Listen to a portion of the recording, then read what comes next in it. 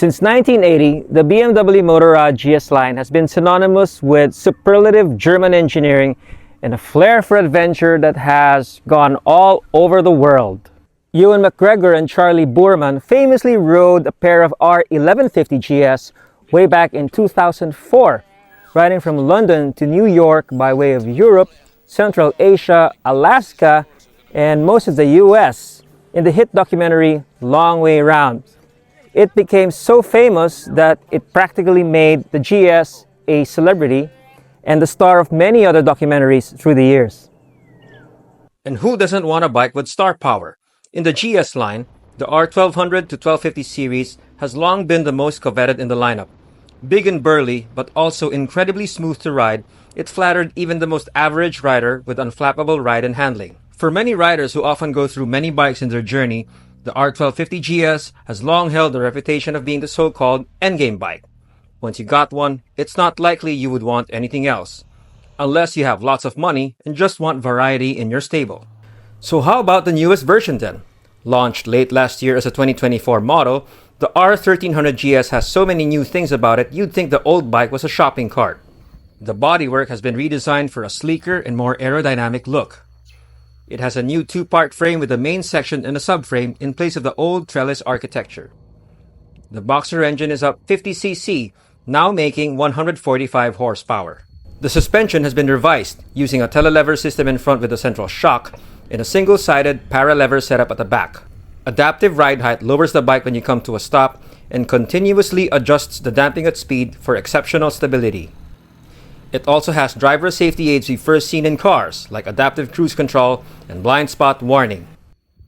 The fuel tank holds 23 liters, seat height is a manageable 850 millimeters, and it's gone on a diet.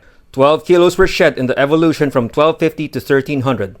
It now weighs 237 kilos, still heavy, but a little less so. And for all that, BMW Motorrad Philippines will charge you 1.675 million to bring the basic package home, or 1.855 million for this fully spec'd Option 719 Tramontana. That's a lot of money, but in the world of premium big bikes, it's to be expected. All of this sounds great on paper, but the only way to really get a handle on the bike is to take it for a long ride. So we did. When you first walk up to a GS and sit on it, two things immediately come to mind. One, it's really a big fella. It takes some effort to get it off the side stand, and the cockpit looks massive once you're fully seated. And yet it's so comfortable. The seat-to-peg height is just right for riders of average height, and the automatically lowering suspension makes getting on and off, as well as waiting at traffic lights, much more relaxing. The bars are raised for a Goldilocks position when either riding stand-up or seated. Clutch effort and throttle response are buttery smooth. The engine is docile at low speeds, with lots of torque to get you moving along in traffic at less than 3,000 RPM, just like a car. But rev it out and it delivers all 145 horsepower without vibrating itself to bits. The quick shifter does its job most of the time, but sometimes not if the revs are very low as in stop-and-go traffic. With the adaptive suspension, riding loaded or with a pillion is a little bit more stable. For the shoot, I rode with my 57-kilo son, and we didn't have problems leaning the bike into twisties even with that much weight at the back, including all of our gear. With or without a pillion, the GS has always had exceptional handling. With a new bike, it's even better.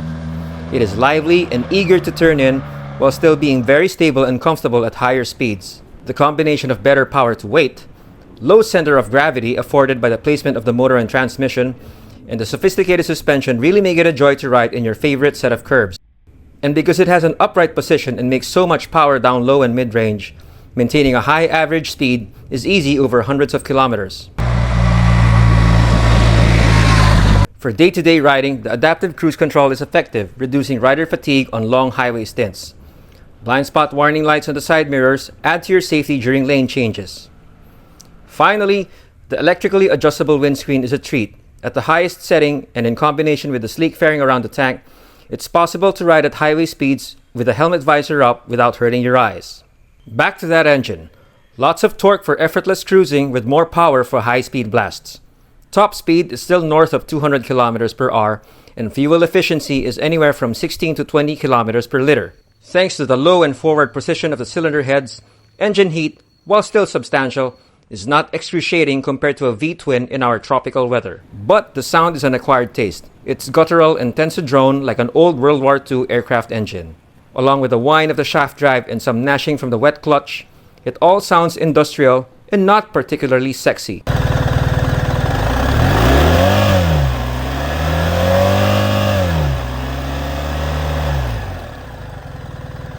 Finally, setting all the modes and finding particular data on the screen can be a challenge.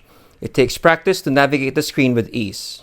With the improved power to weight ratio, the new chassis, the revised suspension, it's really a better bike overall, and you can basically ride it as relaxed as you like, or you can ride it like a hooligan when the mood hits you. So it's still big and it's still heavy, but it hides its weight pretty well, and all of the rider aids don't distract you from the joy of just riding the bike.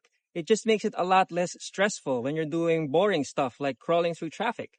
And finally, I really like the styling of the new model, especially this LED matrix style headlamp. It's quite a change from the asymmetric style that was around for quite a while. People say that they often tease this as a Starbucks bike, but honestly, anybody who buys this bike and loves to ride will actually really want to go for a coffee on the farthest point of the map, taking the long way around.